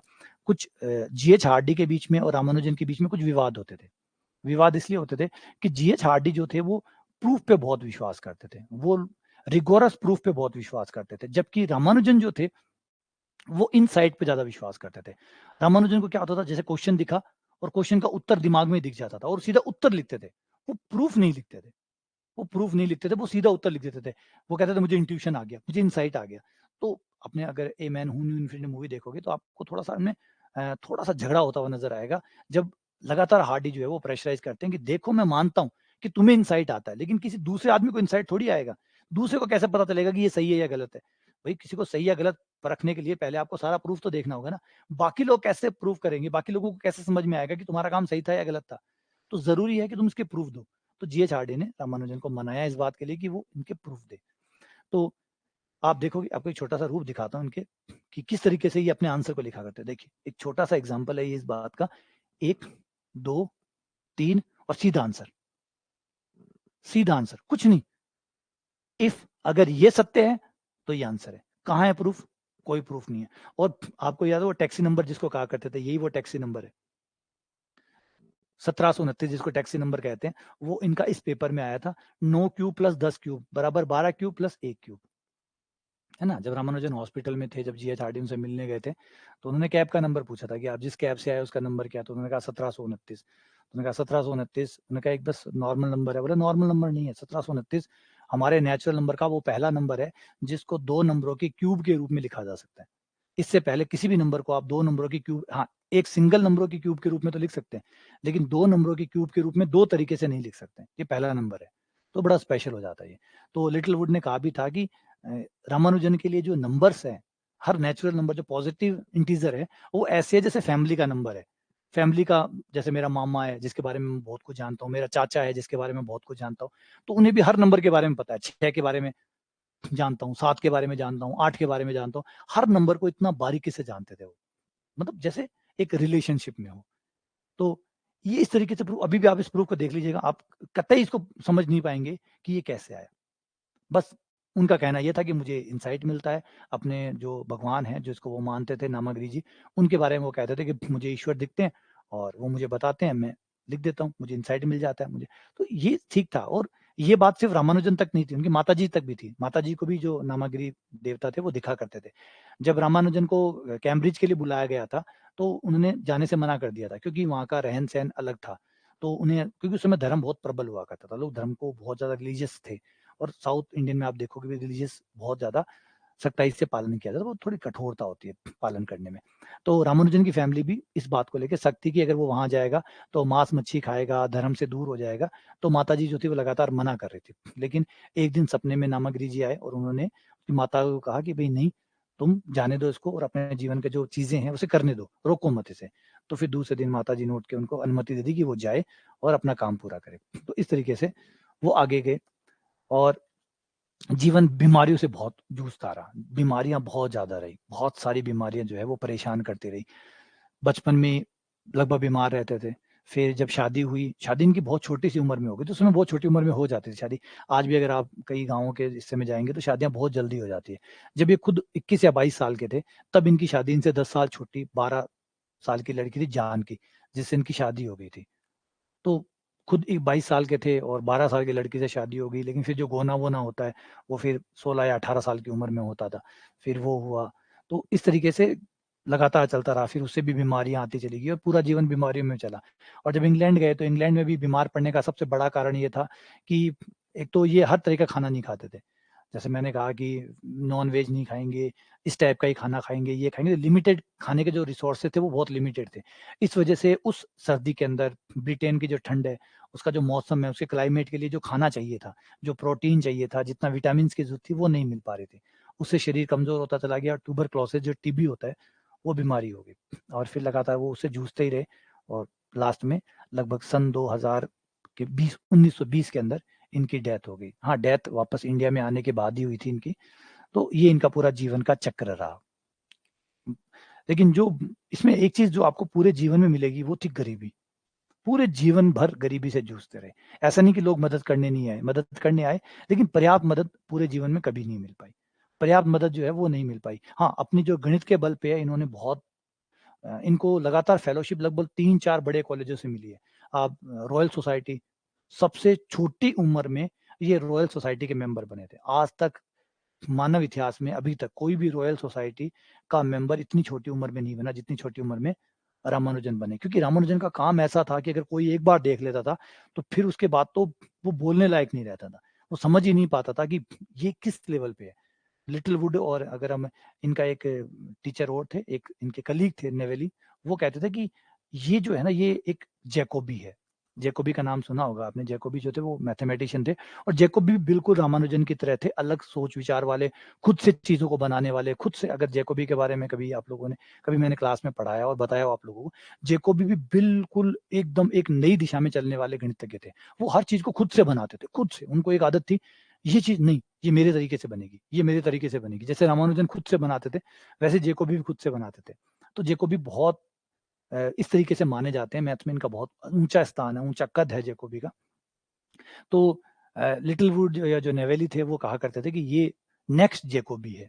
लेकिन जीएच हार्डी कहते थे नहीं, नहीं, ये जैकोबी नहीं, ये आइलर के आस-पास है ये बंदा।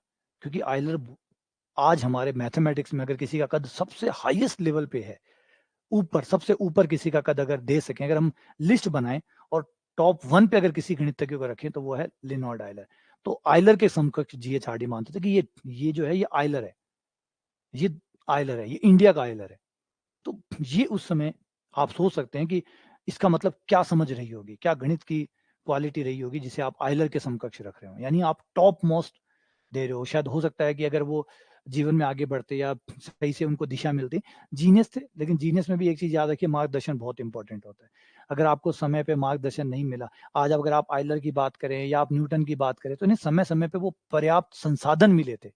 संसाधनों का मिलना बहुत ज़रूरी होता है। मान लीजिए आपके गली में बहुत अच्छा क्रिकेट खेलने वाला बच्चा है, लेकिन अगर वो टीम तक ही ना पहुँचे, उसके पास संसाधन ही ना हो, तो वो प्रतिभा वहीं खत्म हो जाएगी। तो बड़ा इम्पोर्टेंट ये नहीं होता कि प्रतिभावान होना, प्रतिभावान तो भगवान बहुत से लोगों को गॉड गिफ्ट करता है, लेकिन बहुत सारे गॉड गिफ्ट जो है वो वहीं खत्म हो जाते हैं। क्यों? क्योंकि समय पे जो मार्गदर्शन चाहिए वो नहीं मिल पाता। आज आप जितने भी यूरोप के या अमेरिकन मैथमेटिशियन को देखेंगे, इन्हें प्रॉपर संसाधन मिले। लोग हम कहते हैं कि बस प्रतिभा हो तो संसाधन अपने आप रास्ता बना लेते हैं, बड़ा मुश्किल होता है, बहुत मुश्किल होता है। आज हम अगर संसाधन होते तो हम रामानुजन को नहीं खोते। क्यों हम कैम्ब्रिज जाना पड़ता, क्यों और करना पड़ता? इंडिया से पढ़ाई होती, यहाँ से पढ़ाई होती, यहाँ से नाम रोशन करने पड़ते। क्या कैम्ब्रिज का कोई आदमी इंडिया आया? क्या कैम्ब्रिज का कोई आदमी गणित पढ़ने के लिए इंडिया आना पड़ा? नहीं आना पड़ा। क्यों? क्योंकि वहाँ पे उन लोगों ने वो संसाधन डेवलप कर रखे हैं, कभी नहीं आया। तो इसलिए वहाँ के जो गणितज्ञ थे, उन्होंने इतना बड़ा नाम क्यों किया? क्योंकि आपको संसाधन चाहिए और लगातार मिलते रहे। अल्बर्ट आइंस्टीन को संसाधन मिले। ऐसा नहीं होता कि आपको खाना नहीं चाहिए होता है, आपको घर चलाने के लिए पैसे नहीं चाहिए होते हैं, आपको रिनाउंडेशन नहीं चाहिए होता, आपको नाम नहीं चाहिए होता, कि वो सब चाहिए होता है। लेकिन वो तो उन्हीं जगहों में आता है ना, जिस जगह पे ये सब सुविधाएँ उपलब्ध हो। तो ये एक चीज़ रहती है। अच्छा, इन्होंने जो अपनी किताबें छापी थी, नोटबुक, 3 नोटबुक थी इनकी। आप अगर देखें तो 3 नोटबुक लेके गए थे, इसमें लगभग 4000 से ज़्यादा थ्योरम थी। 4000 से अच्छा, आवाज़ बीच में रह गई थी। कहाँ तक रह गई थी? हाँ, रामानुजन का जो लास्ट वर्क था, हाँ, ठीक है। लास्ट मिनट वाला जो काम है वो थोड़ा-सा बता देता हूँ कि जो मैं बता रहा था, 6 मिनट से नहीं है ना तो ठीक है, चलो बच गया। ये हो सकता है ज़्यादा देर नहीं है, मैं ध्यान इधर चला गया था। तो जो मैं बता रहा था कि रामानुजन का जो काम था, जिस काम की हम बात कर रहे हैं, उसमें से सारे काम के तो मैं नहीं बता सकता, क्योंकि इतना काम था, इतना काम किया है। और कई बार काम आपका इसलिए भी इम्पोर्टेंट होता है कि वो शुरुआती नींव का पत्थर होता है, फिर उसके ऊपर इमारत पे इमारत खड़ी होने लग जाती है। तो बहुत सारी चीज़ें थी, जिसमें से कुछ जेम्स की बात करूँ, कुछ महत्वपूर्ण चीज़ों की बात करूँ, उसमें से एक आता है डाइवर्जेंट सीरीज़। डाइवर्जेंट सीरीज़, एक नॉर्मल आदमी से जब आप पूछेंगे, आपको ये भी समझ में आएगा कि रामानुजन एक अलग तरीके से क्यों सोचते थे, एक अलग तरीके से कैसे करते थे, जीनियस का तरीका क्या होता है सोचने का। नॉर्मल जब आप 1, 2, 3, 4 का जोड़ करते हैं, तो आप एक नॉर्मल आदमी ऐसे जोड़ता है, 1 और 2 3, 3 और 3 6, 6 और 4 10। बीच में क्लास जो है वो डिस्कनेक्ट हो गई। चलो, फिर आगे, हाँ, जो मैं बता रहा था उसी को कंटिन्यू कर लेते हैं। मेरी आवाज़ आ रही है ना आप लोगों के पास? मेरी आवाज़ आ रही है ना आप लोगों के पास? मेरी आवाज़ आ रही है? ठीक है। हाँ, देख लेना, आवाज़ नहीं आ रही हो तो मुझे बता देना। ठीक है। बाकी सब भी चेक कर लो, वीडियो क्लियर है? ठीक है, चलिए फिर बढ़िया। आ जाओ, जो मैं बता रहा था कि एक नॉर्मल आदमी में और एक जीनियस में क्या फ़र्क होता है, कुछ जीनियस टच जिसको कहते हैं। जीनियस टच का मतलब होता है वहाँ जाते एक पॉइंट ऐसा आता है जहाँ पे नॉर्मल आदमी सोचना बंद कर देता है और जीनियस वहीं से शुरू करता है। वहाँ से जो स्पेशल होता है, जो अपने विषय का एक अलग समझ रखता है, एक बहुत अलग तरीके से चीज़ों को जानता है, पहचानता है, वो वहाँ जाके ही शुरू करता है कहानी को। फॉर एग्ज़ाम्पल, जैसे ये एक बहुत अच्छा पॉइंट है जहाँ आपको समझ में आता है, एक नॉर्मल आदमी यहाँ पे हाथ खड़े कर देता है। जब आप कहोगे इसको जोड़ो, तो वो कहेगा 3 हो गया, 3 और 3 6 हो गया, 6 4 10 हो गया, 10 5 15 हो गया, 15 6 21 हो गया और फिर कहेगा डैश, डैश, डैश, डैश, तो अपना पीछा छुड़ाने के लिए इसको अनंत बोल के निकल लेगा। अनंत बोल के निकल लेगा और ये कह देगा कि नहीं, जोड़ देखो चलता जाएगा, चलते-चलते अनंत आ जाएगा। और गलत भी नहीं कह रहा वो गलत भी नहीं कह रहा। एक तरीके से वो सही कह रहा है। एक तरीके से उसने अपने लिमिट मान ली है, अपनी सीमा मान ली है कि भई इसका जोड़ ऐसे चलता जाएगा, चलता-चलता ये अनंत हो जाएगा। आप यहाँ पे इसको खत्म कर सकते हैं।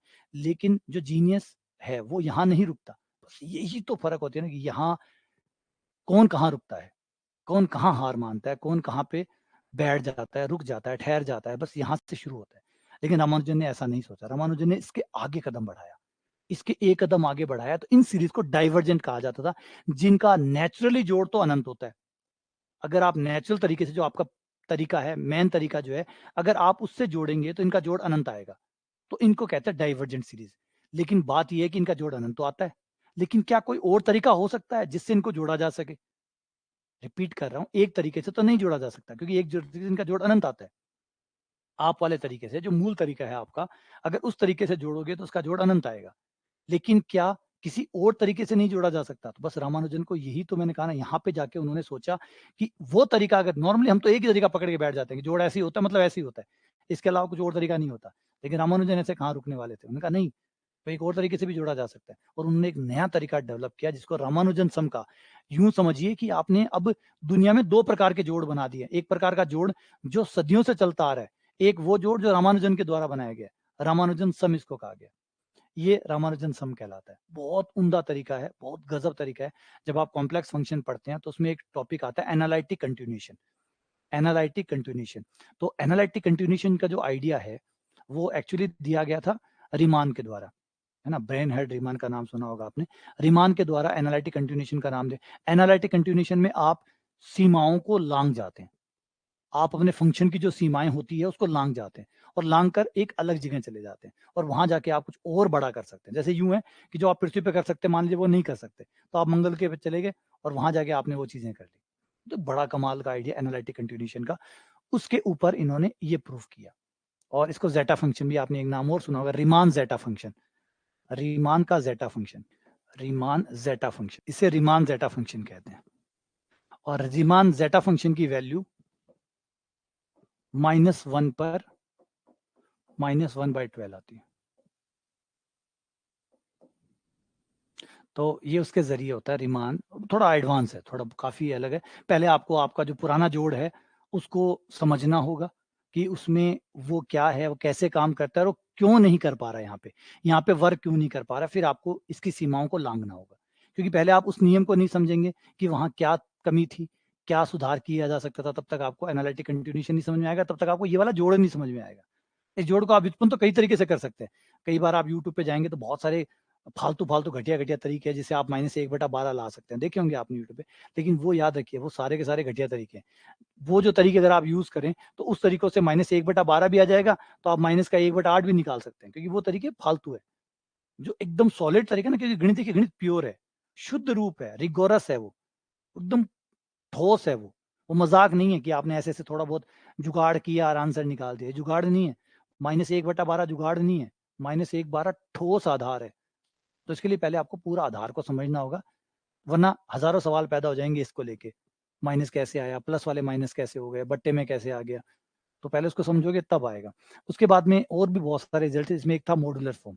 मॉड्यूलर फॉर्म के बारे में कभी मैंने क्लास में बताया भी होगा आप लोगों को कि मॉड्यूलर फॉर्म भी one of the best result था, जिसने आगे जाके हार्मोनिक एनालिसिस और नंबर सिस्टम के बीच में ब्रिज का काम किया, है ना। और फर्मेट की जो लास्ट थ्योरम थी उसको प्रूव करने में इसने मदद भी की।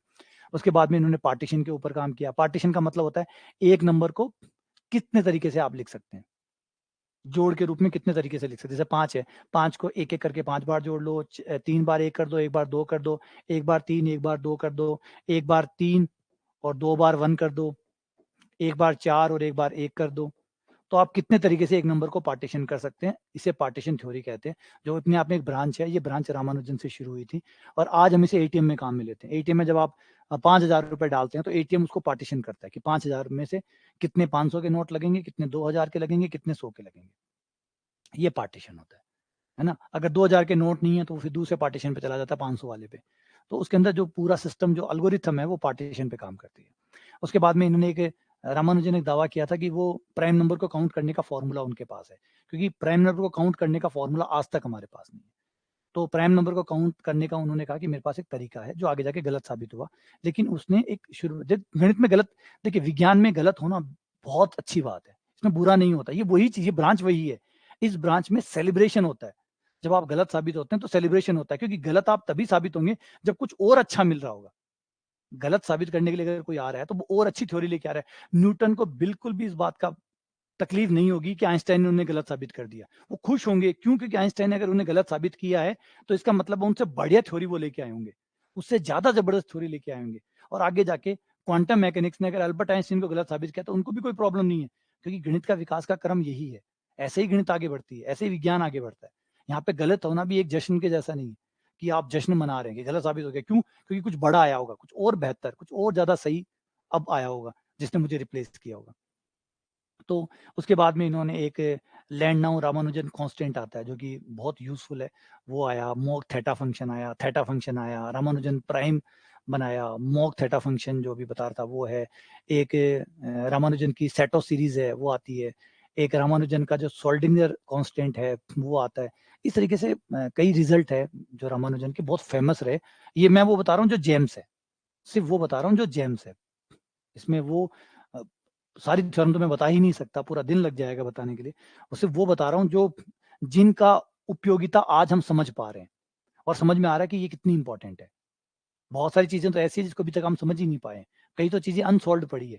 वो जब सॉल्व होगी तब शायद हो सकता है आज से 50 साल बाद या 100 साल बाद हम उंगली मुंह में दबाएं के अरे दांतों तले की, अरे इतना गजब रिजल्ट 200 साल पहले प्रूफ कर दिया था। तो रामानुजन का काम इतना गहरा था, इतना ज्यादा। और उसमें जो सबसे इंपॉर्टेंट चीज वो थी ना कि रामानुजन ने किसी से सीखा नहीं, किसी से सीखा नहीं, खुद से सीखा। जब आदमी खुद से सीखता है ना तो वो सीखने का बहुत शानदार रूप होता है, खुद से सीखना। क्योंकि खुद से सीखते हैं तो आप लोगों की गलतियां नहीं सीखते, आप लोगों का विचार नहीं लेते, क्योंकि आप खुद से सब कुछ बनाते हैं, अपना खुद बनाते हैं। तो ये भारी तो पड़ता है, ऑब्वियसली बात है, ये भारी पड़ता है खुद से सीखना। बहुत मतलब बहुत कठिन काम है खुद से सीखना। लेकिन इससे ज्यादा प्योर रूप कोई नहीं हो सकता सीखने का, क्योंकि बड़ा शुद्ध रूप है। आपने खुद सब कुछ तय किया, खुद बनाया है, खुद नया निर्माण किया है, नया कंस्ट्रक्शन किया है, तो आपने अपनी मर्जी से किया है। तो ये एक अच्छी चीज भी है और अपने आप में एक बुरी चीज भी है। बुरी इसलिए जैसे मैंने कहा कि आपको पता ही नहीं चलता, कई बार तो आप ऐसे रिजल्ट प्रूफ कर देते हैं जो दुनिया पहले ही करके बैठी है, आपको पता नहीं चला। और अच्छी बात यह है कि आप जो भी बनाते हैं वो एकदम नए सिरे से होता है और एकदम नई चीजें होती है, और आपको पता ही नहीं होता कि क्या असंभव है क्या संभव है, आप सब कुछ करके देखते हैं। वरना तो दुनिया पहले आके कह देगी अरे ये तो असंभव है, ये तो नहीं कर सकते, ये तो असंभव है, ये तो आज तक कोई नहीं कर पाया। तो फिर आप सोचोगे आज तक कोई नहीं कर पाया तो मैं भी नहीं कर पाऊंगा। जब आपको पता ही नहीं होता तो आपके लिए सब कुछ संभव ही संभव होता है। तो तो सेल्फ का ये फायदा होता है। तो रामानुजन को ये फायदा भी मिला, लेकिन मार्गदर्शन की कमी भी रही, क्योंकि मैंने कहा प्रॉपर मार्गदर्शन ना होने की वजह से कई चीजें रह गई। तो चलिए, उम्मीद करता हूँ कि इस लेक्चर में आपको बहुत कुछ समझ में भी आया होगा, बहुत सारी बातें। इसको आपको थोड़ा-सा टाइम देना पड़ेगा। ये जो एडवांस लेवल है ना, इसके लिए आपको समय देना पड़ेगा। जैसे मैंने बताया, इसके लिए आपको सबसे पहले एनालिटिक कंटिन्यूएशन पढ़ना पड़ेगा। अगर आप अपनी बीएससी की किताब में जाएँगे, कॉम्प्लेक्स एनालिसिस की, चाहे वो सेकंड ईयर में हो, चाहे फाइनल ईयर में हो, उसमें जैसे ही आप लास्ट के पेजों में जाएँगे, कन्फॉर्मल मैपिंग के बाद वाले पेजेज़ में जाएँगे, वहाँ पे आपको एक टॉपिक मिलेगा जिसका नाम होगा, अगर एमएससी में है या बीएससी में, एक जगह मिल जाएगा, जहाँ आपको नाम मिलेगा एनालिटिक कंटिन्यूएशन। पहले आपको वो पढ़ना होगा। अगर आप ये सोच रहे हो कि आपका जो नॉर्मल जोड़ है उससे आप इसको समझ जाओगे तो फिर तो गलत बात होगी यार। आप क्या समझ रहे हैं? फिर आप ये कहना चाहते हैं कि क्रिकेट को मैं फुटबॉल के ज़रिए समझूँगा। क्रिकेट के नियम मुझे पता है और क्रिकेट के ज़रिए मैं फुटबॉल को समझूँगा कि फुटबॉल में क्या रूल है। नहीं, क्रिकेट के रूल क्रिकेट के हैं। क्रिकेट को फुटबॉल से, वो अलग गेम ही अलग है। तो जब वो गेम ही अलग है तो उसको अलग तरीके से समझना होगा। क्रिकेट अलग तरीके से, तो आपको ये समझना होगा कि ये जोड़ वो वाला जोड़ नहीं है जिससे आप समझ रहे हैं। अब आपके दिमाग में अगर माइनस कैसे आया? तो मैं कह रहा हूँ वो नॉर्मल जोड़ ही नहीं है, तो फिर माइनस आना अजीब कैसे हुआ? अगर ये वो वाला आपका जोड़ होता तो ऑब्वियसली बात है माइनस सवाल उठ सकता है। लेकिन जब मैं कह रहा हूँ कि वो जोड़ ही नहीं है, तो फिर ऑब्वियसली बात है कि माइनस भी कुछ नहीं है। तो 1/12 है ना? जब तक आप नॉर्मल जोड़ को नहीं छोड़ोगे आपको, तो कभी आपको बट्टे, माइनस परेशान करते रहेंगे। बार-बार हम कह रहे हैं कि ये क्रिकेट नहीं है, ये क्रिकेट नहीं है, फिर भी आप कह रहे हो चौका कैसे लग गया? बॉल फुटबॉल खेल रहे हैं, फुटबॉल के ग्राउंड में बैठे हैं और आप कह रहे हैं चौका अभी तक नहीं लगा, छक्का अभी तक नहीं लगा, है ना? बॉल इतनी बड़ी क्यों है? तो कह रहे हैं भाई क्रिकेट है ही नहीं है। जब क्रिकेट ही नहीं है, तो फिर चौका-छक्का कहाँ से आएगा? तो समझना होगा कि जब क्रिकेट ही नहीं है, तो फिर क्रिकेट वाले रूल कहाँ से देख रहे हो यहाँ पे? तो यहाँ एक अलग तरीके का जोड़ है, एक अलग तरीके का है, जिसे इसीलिए कहा रामानुजन सम कह रहे हैं हम सम को ही नया सम दे रहे हैं। ऐसा एक सम और भी दिया था, सिज़ेरो ने भी दिया था, सिज़ेरो सम भी कहलाता है रामानुजन का, क्योंकि इससे पहले सिज़ेरो ने भी कुछ ऐसा ही अटेम्प्ट किया था। तो दोनों के नाम पे ऐसा था, सिज़ेरो, रामानुजन। सिज़ेरो का भी एक अलग सम है, कभी उसके बारे में बात करेंगे, वो भी आपको एक समझाऊँगा। सिज़ेरो सम, सिज़ेरो ने भी कोशिश की थी। मैथमेटिक्स में बहुत जीनियस है, रामानुजन जैसे एक है, तो ऐसे बहुत से जीनियस है जिनको पढ़ना, सीखना बहुत ज़्यादा आनंदमय है। बहुत आनंदित करता है कि यार कैसे वो लोग हमेशा समय से आगे सोच पाते थे, कैसे वो चीज़ों को चुनौती दे देते थे, जहाँ सारी सोच खत्म हो जाती थी, वहाँ से वो कैसे शुरू करते थे, कैसे वो नई तरीके से चीज़ों को लाते थे। तो वो बहुत, मतलब एक तरह से दिमाग को खोलने जैसा होता है। ठीक है? तो चलिए अब यहाँ खत्म करते हैं। उम्मीद करता हूँ कि बहुत कुछ जो है वो आपको समझ में आया होगा। लेकिन एक चीज़ आप लोग जो किसी भी जीनियस को देखें, तो देखो, एक चीज़ आपको हमेशा समझनी होती है कि आपको अपने जीवन में पहले तो एक डेफ़िनेशन बनानी होती है, एक प्रॉपर डेफ़िनेशन आपको अपनी बनानी होती है कि आपके जीवन में सफलता क्या है? सबसे पहले, मैं नॉर्मली किसी भी बच्चे को जब भी बात करता हूँ, तो मेरे दिमाग में एक ही चीज़ आती है, मैंने तू छोड़, सब चीज़ें छोड़, एक काम कर, एक रजिस्टर खोल और उसपे लिख कि तेरे जीवन में सफलता का क्या अर्थ है? और ऐसी सफलता की परिभाषा ऐसा लिखना, जिस पे 5 साल बाद या 10 साल बाद या 20 साल बाद रिग्रेट ना हो।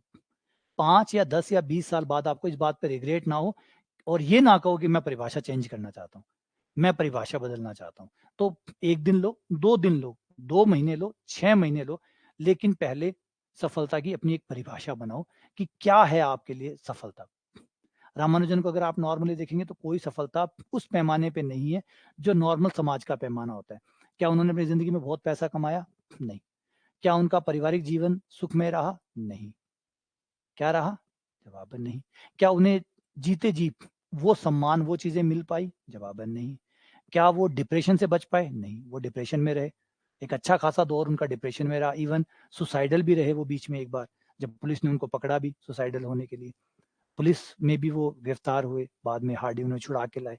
तो वो जीवन भी हाँ, लेकिन उनके लिए सफलता शायद उन्होंने पहले ही तय कर रखी थी कि मेरी सफलता का मतलब मेरे लिए गणित है।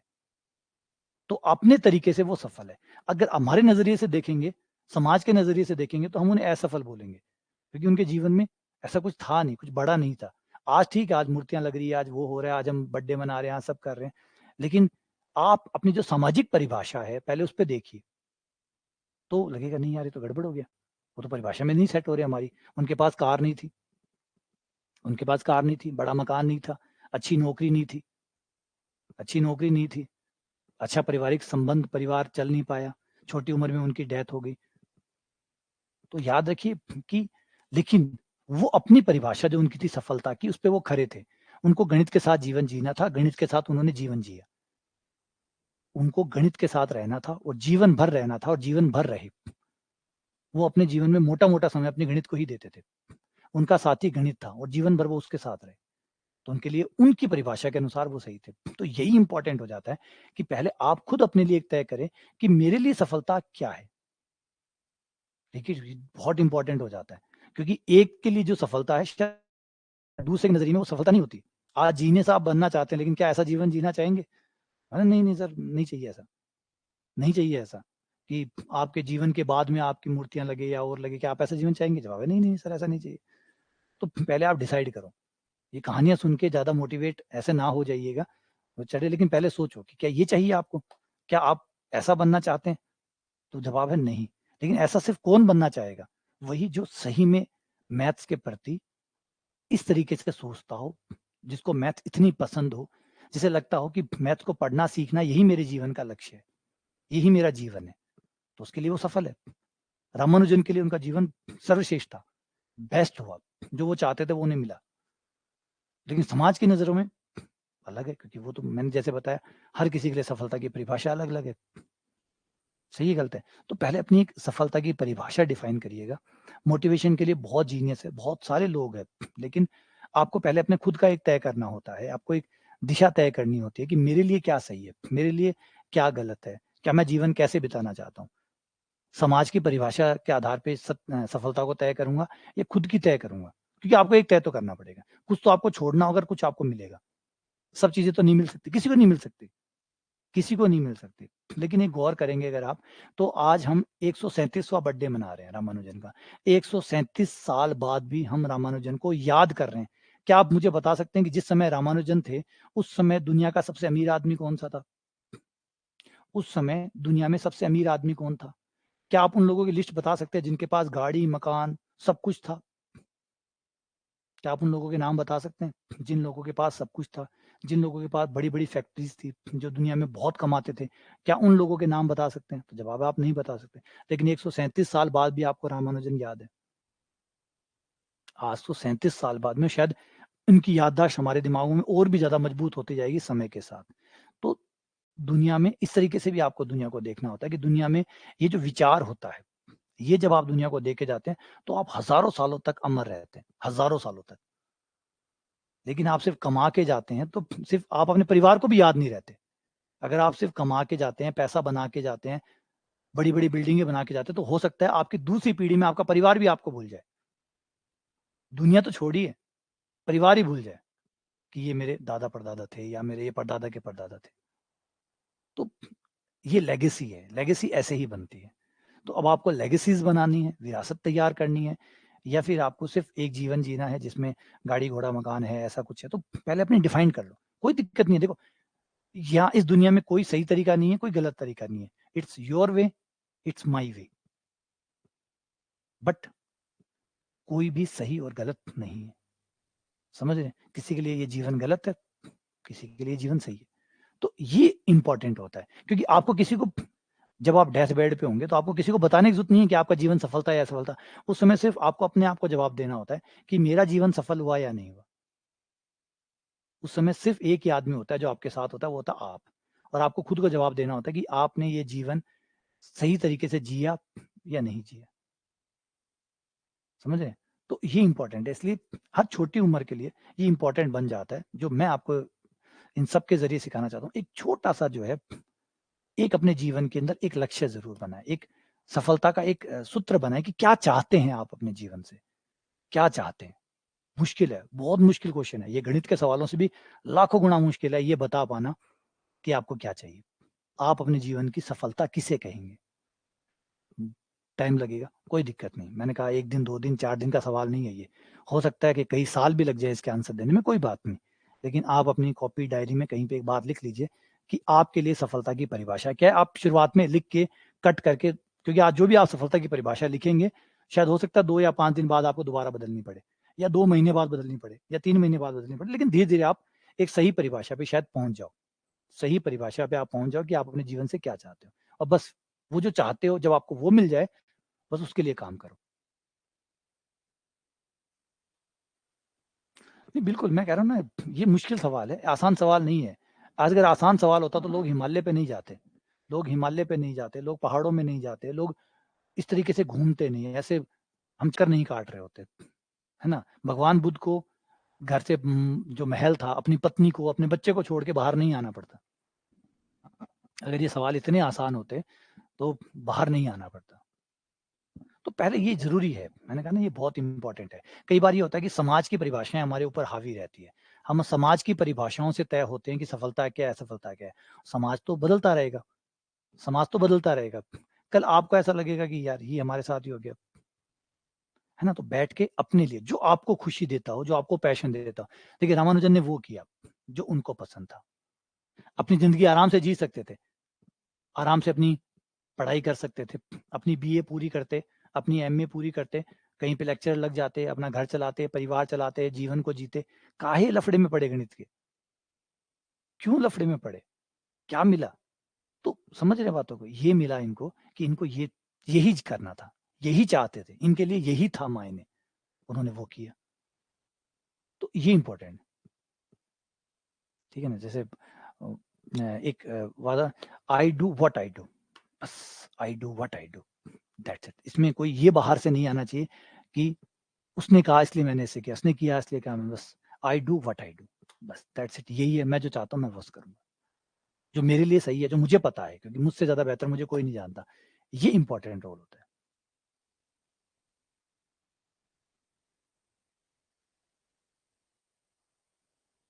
है ना? तो देखो डिसाइड करना पड़ेगा। जो मैं ये कही होता है जीनियस की कहानियाँ पढ़-पढ़ के आप भयंकर मोटिवेट हो जाते हैं, यार मैं ये कर दूँगा, मैं वो, ऐसा कुछ नहीं है। दिया तले अंधेरा ही है, बहुत अंधेरा है, बहुत परेशानी है। यहाँ पे अपना सही-गलत बनाना बहुत मुश्किल है, क्योंकि बाहर के सही-गलत है ये, और बाहर के सही-गलत ज़्यादा दिन टिकते नहीं है। इसलिए आपको बनाना होगा कि क्या सही है, क्या आप जीवन जीना चाहते हैं। मरना है, तय मरना है, कोई नहीं बच सकता। इसका अपवाद है, कोई अपवाद नहीं है। सबको मरना है, लेकिन कैसे मरना है उसके डिसाइड करना है आपको। कौन से तरीके से मरना है और मरने से पहले क्या-क्या करके जाना है, ये तय करना है। बच कोई नहीं सका है। आप चाहे बड़ी से बड़ी गाड़ी रोल्स रॉयल में हो, वो भी मरे हैं। और जिन्होंने दुनिया पे राज किया है, सबसे अमीर आदमी हुए हैं, वो भी दुनिया छोड़ के गए हैं। सबको जाना पड़ता है। लेकिन बस है कि जब आप जाएँ, तो आपको ये सुकून हो कि आपने अपनी ज़िंदगी में वो किया, जिसके लिए आप बने थे या जिसको आप करना चाहते थे। चाहिए कोई ज़रूरी नहीं कि वो गणित हो या वो फ़िलॉसफ़ी हो या वो कुछ और हो, कुछ भी बेहतर। ठीक है ना? चलिए, उम्मीद करता हूँ कि मैंने आपको हाँ, बड़ा ईमानदारी से रखने की कोशिश की है मैंने, कोई ज़रूर मैं जैसे मैं आप लोगों को बार-बार कहता हूँ कि मैं ज़्यादातर रियलिस्टिक हूँ, बहुत रियलिटी के ज़्यादा करीब हूँ, बहुत प्रैक्टिकल हूँ, चीज़ों को ज़्यादा बढ़ा-चढ़ा के पेश करना मुझे पसंद भी नहीं है, ना मैं करना चाहता हूँ। मैं सिर्फ़ उतना ही आपके सामने रखना चाहता हूँ कि जहाँ से आप बायज़ ना हो जाएँ, आप फालतू में ना डिमोटिवेट हो जाएँ, या मोटिवेट हो जाएँ, दोनों ही नहीं हो, आपको सही चीज़ें पता लगे, है ना? आप सही चीज़ों को आँक पाएँ, ठीक है ना? चलिए, मिलते हैं आप लोगों से दोबारा, अगली क्लास में मिलेंगे, ठीक है? थैंक यू सो मच सभी को आने के लिए, धन्यवाद आप सभी का, है ना? और बार-बार इस तरीके से मोटिवेट, डिमोटिवेट प्लीज़ मत हो, मोटिवेट होना भी बुरा है, डिमोटिवेट होना भी बुरा है। मैं हमेशा दोनों को ही बुरा मानता हूँ। आप सम रहिए ना, हर जीवन में इतना अच्छा कुछ भी नहीं है, हर जीवन में इतना बुरा कुछ भी नहीं है। सब बैलेंस है, परफेक्ट है, कोई गलत नहीं है। हम कन्फ्यूज़ तो खुद ही हैं, हम दूसरों पे क्या आरोप लगाएँ?